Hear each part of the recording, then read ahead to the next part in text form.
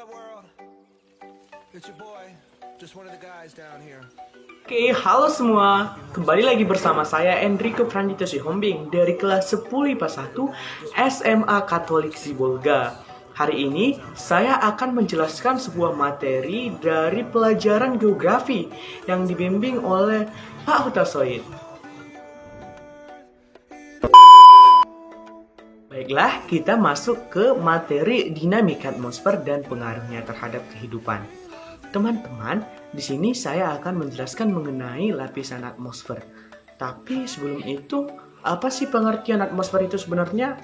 Nah, pengertian atmosfer merupakan lapisan gas yang menyelubungi bumi dengan ketebalan kurang lebih 500 km.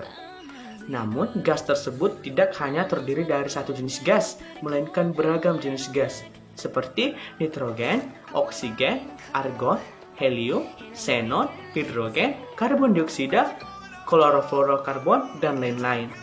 Namun, tiga yang terbesar diantaranya adalah nitrogen dengan 78,85%, oksigen dengan 20,95%, dan argon dengan 0,9%.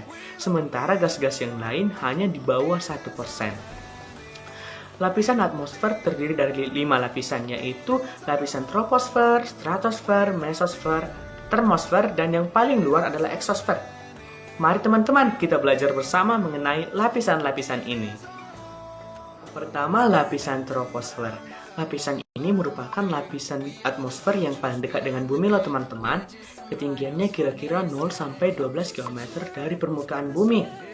Kemudian, kita dapat menemukan gejala-gejala ataupun fenomena-fenomena yang berkaitan dengan cuaca dan iklim, seperti awan, hujan, dan petir.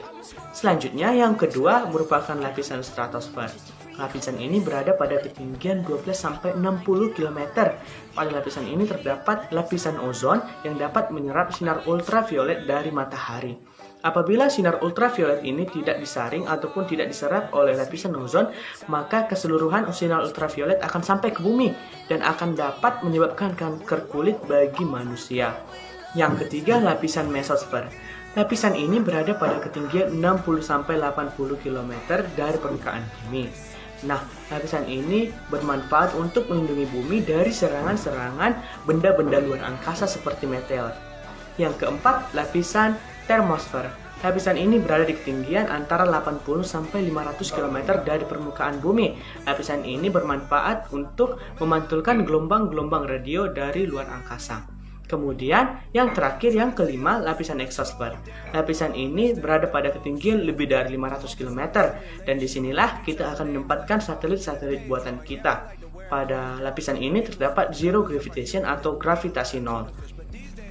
Jadi, lapisan atmosfer memiliki peranan yang sangat penting bagi kehidupan manusia, dan atmosfer merupakan salah satu syarat untuk suatu planet dapat dikatakan layak huni. Demikianlah penjelasan saya hari ini mengenai atmosfer. Semoga bermanfaat bagi kita semua. Sekian dan terima kasih.